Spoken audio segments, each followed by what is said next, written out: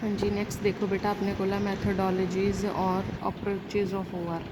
Methodologies मतलब OR ਦੇ ਵਿੱਚ ਅਸੀਂ ਕਿਸ ਤਰ੍ਹਾਂ ਸਟੈਪ ਬਾਏ ਸਟੈਪ ਪ੍ਰੋਬਲਮ ਨੂੰ ਪਹਿਲਾਂ ਦੇਖਦੇ ਹਾਂ, ਪ੍ਰੋਬਲਮ ਨੂੰ ਫਾਰਮੂਲੇਟ ਕਰਦੇ ਹਾਂ ਇਨ terms of conditions given in OR। ਉਸ ਤੋਂ ਬਾਅਦ ਉਹਨੂੰ ਐਨਾਲਾਈਜ਼ ਕਰਕੇ ਫਾਈਨਲ ਰਿਜ਼ਲਟ ਤੱਕ ਕਿਸ ਤਰ੍ਹਾਂ ਪਹੁੰਚਦੇ ਆ। ਇਹ ਪ੍ਰੋਪਰ ਇੱਕ ਸਿਸਟਮੈਟਿਕ ਸਟੈਪ ਹੁੰਦਾ ਹੈ।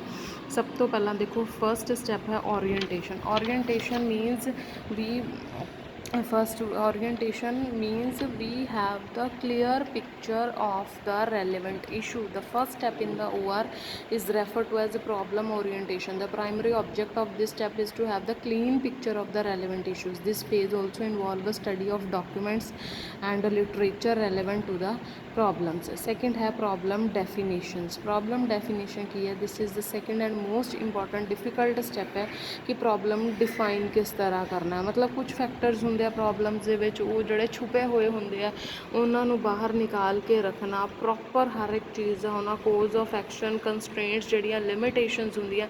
ਹੁਣ ਜਿਵੇਂ ਲੇਬਰਸ ਦੀ ਅਗਰ ਤੁਸੀਂ ਫੈਕਟਰੀ ਦੇ ਵਿੱਚ ਰੱਖਿਆ ਤਾਂ ਉਹਦੇ ਵੀ ਲਿਮਿਟੇਸ਼ਨਸ ਹੈ ਕਿ ਉਹ 8 ਘੰਟੇ ਤੋਂ ਜ਼ਿਆਦਾ ਕੰਮ ਨਹੀਂ ਕਰ ਸਕਦੇ, ਜਾਂ according to the labour rule ਦੇ ਅਕੋਰਡਿੰਗ ਵੀ 8 ਘੰਟੇ ਤੋਂ ਜ਼ਿਆਦਾ ਕੰਮ ਤੁਸੀਂ ਉਹਨਾਂ ਤੋਂ ਨਹੀਂ ਲੈ ਸਕਦੇ। ਉਹਨਾਂ ਦੀ ਵੀ ਇੱਕ ਕਪੈਸਿਟੀ ਹੈ ਕੰਮ ਕਰਨ ਦੀ। ਕੰਸਟ੍ਰੇਂਟਸ ਦੇ ਵਿੱਚ ਹੋਰ ਆ ਜਾਂਦਾ ਕਿ ਬਿਜਲੀ ਨਾਲ ਚੱਲਣ ਵਾਲੀਆਂ ਮਸ਼ੀਨਸ ਹੈ ਤਾਂ ਉਹਨਾਂ 'ਤੇ ਮੇਨ ਕੰਸਟ੍ਰੇਂਟ ਇਹੀ ਹੈ ਕਿ ਜਿੰਨੀ ਦੇਰ ਤੱਕ ਬਿਜਲੀ ਹੋਏਗੀ ਉਨੀ ਦੇਰ ਤੱਕ ਹੀ ਉਹ ਵਰਕ ਕਰਨਗੀਆਂ। ਉਸ ਤੋਂ ਬਾਅਦ ਪ੍ਰੋਬਲਮ ਡਿਫਾਈਨ ਕਰਨ ਤੋਂ ਬਾਅਦ ਡਾਟਾ ਕਲੈਕਟ ਕਰਨਾ, ਉਹਦੇ ਰਿਲੇਟਡ ਜਿੰਨਾ ਵੀ ਡਾਟਾ ਹੈ ਉਹਨੂੰ ਕਲੈਕਟ ਕਰਨਾ। ਠੀਕ ਹੈ, ਕੋਈ ਵੀ ਪ੍ਰਾਇਮਰੀ ਸੋਰਸ ਹੁੰਦਾ ਮਤਲਬ ਓਰੀਜਨਲੀ ਡਾਟਾ ਕਲੈਕਟ ਕਰਨਾ, ਸੈਕੰਡਰੀ ਮਤਲਬ ਜੋ ਗਿਵਨ ਹੈ ਉਹਦੇ ਤੋਂ ਹੀ ਅੱਗੋਂ ਡਾਟਾ ਕਲੈਕਟ ਕਰਕੇ ਰੱਖਣਾ। ਨੈਕਸਟ ਹੈ ਆਪਣੇ ਕੋਲ ਮਾਡਲ ਫਾਰਮੇਸ਼ਨ। ਇਸ ਡਾਟਾ ਕਲੈਕਟ ਕਰਨ ਤੋਂ ਬਾਅਦ ਉਹਦਾ ਇੱਕ ਮਾਡਲ ਤਿਆਰ ਕੀਤਾ ਜਾਂਦਾ। ਮਾਡਲਸ ਬਹੁਤ ਤਰ੍ਹਾਂ ਦੇ ਹੁੰਦੇ ਆ, ਮੈਥਮੈਟੀਕਲ ਮਾਡਲਸ ਵੀ ਹੈ, ਕੰਪਿਊਟਰ ਸਿਮੂਲੇਸ਼ਨਸ ਵੀ ਹੈ, ਐਨਾਲੌਗ ਮਾਡਲਸ ਵੀ ਹੈ ਜਾਂ ਫਿਜ਼ੀਕਲ ਮਾਡਲ ਵੀ ਹੈ। ਜਿਵੇਂ ਕਿ ਸਪੋਜ਼ ਕਰੋ ਅਗਰ ਕਿਸੇ ਨੇ ਤੁਹਾਨੂੰ ਕੋਈ ਚੀਜ਼ ਕਰਕੇ ਦਿਖਾਣੀ ਹੈ ਕਿ ਸਪੋਜ਼ ਕਰੋ ਇਰੀਗੇਸ਼ਨਸ ਹੀ ਹੈ, ਸਿੰਚਾਈ ਪਾਣੀ ਦੇ ਲਈ ਅਗਰ ਤੁਸੀਂ ਰੂਟ ਬਣਾਉਣਾ ਕਿ ਖੇਤਾਂ ਦੇ ਵਿੱਚ ਕਿਸ ਤਰ੍ਹਾਂ ਲੈ ਕੇ ਜਾਈਏ ਤਾਂ ਤੁਸੀਂ ਉਹ ਪੂਰਾ ਨਹੀਂ ਦਿਖਾ ਸਕਦੇ, ਤਾਂ ਤੁਸੀਂ ਉਹਦਾ ਇੱਕ ਫਿਜ਼ੀਕਲ ਛੋਟਾ ਜਿਹਾ ਮਾਡਲ ਦਿਖਾ ਦਿੰਦੇ ਹੋ ਕਿ ਇਸ ਤਰ੍ਹਾਂ ਅਸੀਂ ਵਾਟਰ ਸੇਵ ਕਰ ਸਕਦੇ ਹਾਂ ਜਾਂ ਇਸ ਤਰ੍ਹਾਂ ਰੇਨ ਵਾਟਰ ਨਾਲ ਹਾਰਵੈਸਟਿੰਗ ਕਰ ਸਕਦੇ ਹਾਂ। So all these are physical models.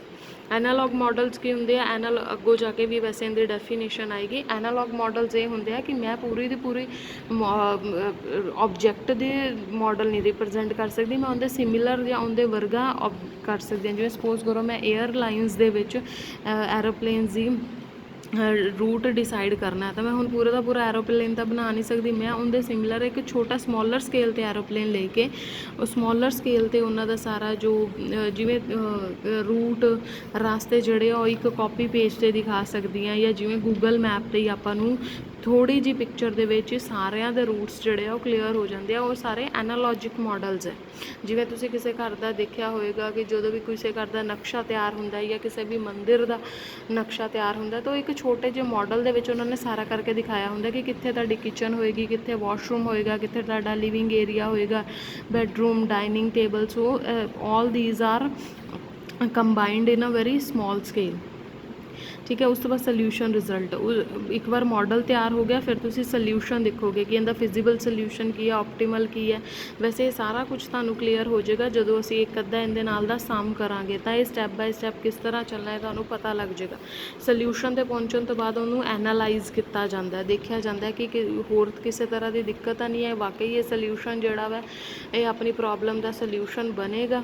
फिर उन्होंने इंप्लीमेंट किया जाता है। So these are the steps. First one is orientation, then problem definition, data collection, model solution, analyse and interpretation, implementation and monitoring. Last step है implement करना।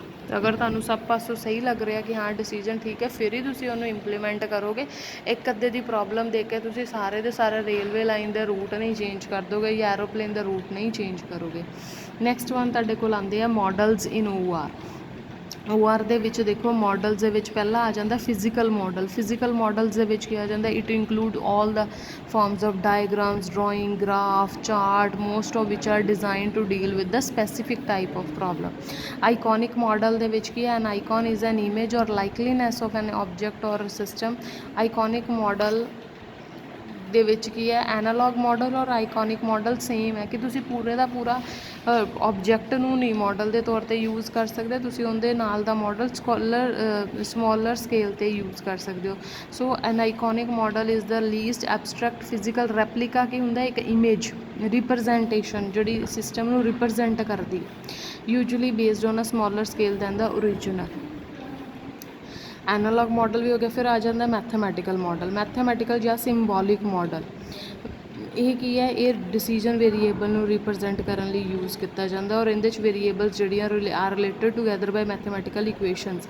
ਹੁਣ ਅਸੀਂ ਜਿੰਨੇ ਵੀ ਸਮਸ ਕਰਨੇ ਅਸੀਂ ਮੈਥਮੈਟੀਕਲ ਸਿੰਬਲਸ ਨਾਲ ਕਰਨੇ ਆ ਕਿ ਅਸੀਂ ਵੇਰੀਏਬਲਸ ਨੂੰ ਸੋਲਿਊਸ਼ਨਸ ਦੇ ਵਿੱਚ ਰੱਖਣਾ, ਠੀਕ ਹੈ। ਡਿਟਰਮਿਨਿਸਟਿਕ ਮਾਡਲ ਵੀ ਹੁੰਦੇ ਆ, ਡਿਟਰਮਿਨਿਸਟਿਕ ਜਿਹਦੇ 'ਚ ਹਰ ਚੀਜ਼ ਡਿਫਾਈਨਡ ਹੁੰਦੀ ਹੈ ਔਰ ਰਿਜ਼ਲਟਸ ਸਰਟੇਨ ਹੁੰਦੇ ਆ। ਪ੍ਰੋਬੇਬਿਲਿਸਟਿਕ ਮਾਡਲ ਕੀ ਹੈ, ਪ੍ਰੋਬੇਬਿਲਿਟੀ ਜਿਹਦੇ 'ਚ ਅਸੀਂ ਰਿਸਕ ਔਰ ਚਾਂਸ ਦੇਖਦੇ ਹਾਂ ਕਿ ਹਾਂ ਇਹ ਕਰਾਂਗੇ ਤਾਂ ਇਹ ਹੋ ਜਾਏਗਾ, ਦੂਸਰਾ ਕਰਾਂਗੇ ਦੂਸਰਾ ਹੋ ਜਾਏਗਾ, ਉਸ ਤਰ੍ਹਾਂ।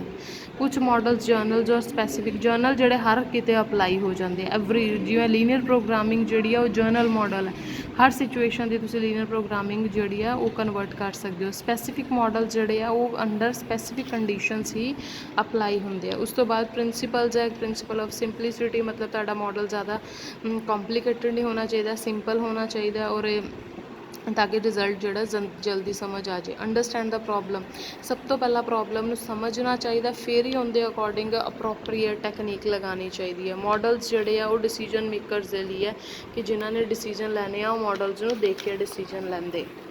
ਉਸ ਤੋਂ ਬਾਅਦ a model should never be taken too literally, ਹਮੇਸ਼ਾ ਇੱਕ ਮਾਡਲ ਨੂੰ ਬਹੁਤ ਜਿਵੇਂ ਕਹਿੰਦੇ ਨਾ ਲਕੀਰ ਦਾ ਫਕੀਰ ਨਹੀਂ ਬਣਨਾ ਚਾਹੀਦਾ ਕਿ ਜੋ ਲਿਖਿਆ ਉਹੀ ਮੰਨੋ ਭਾਵੇਂ ਉਹਦੇ ਨਾਲ ਦੂਜੇ ਬੰਦੇ ਦਾ ਨੁਕਸਾਨ ਹੀ ਕਿਉਂ ਨਾ ਹੋਵੇ, ਠੀਕ ਹੈ। ਫਲੈਕਸੀਬਲ ਹੋਣੇ ਚਾਹੀਦੇ ਆ ਮਾਡਲਸ, ਟਾਈਮ ਅਕੋਰਡਿੰਗ ਚੇਂਜ ਹੋ ਜਾਣ। Use of computer is very much needed it today's time. Everything whenever we have to calculate the large number of equations we will use the computers।